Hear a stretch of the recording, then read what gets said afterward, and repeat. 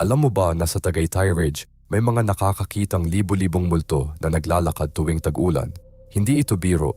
Maraming turista at mga lokal na nagsasabing nakikita nila ang mga translucent na figura na nakasuot ng sinaunang damit ng mga Pilipino. Naglalakad sila ng sunod-sunod sa taas ng bundok, nagsasalita sa lumang Tagalog tungkol sa pagprotekta sa lupang ito.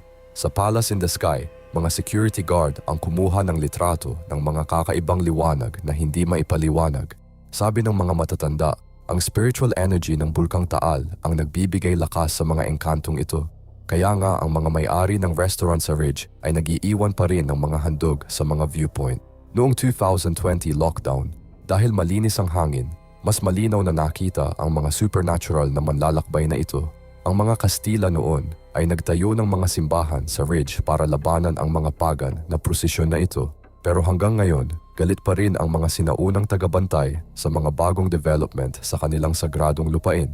Kaya ingat kapag bumisita kayo sa Tagaytay tuwing habagat season.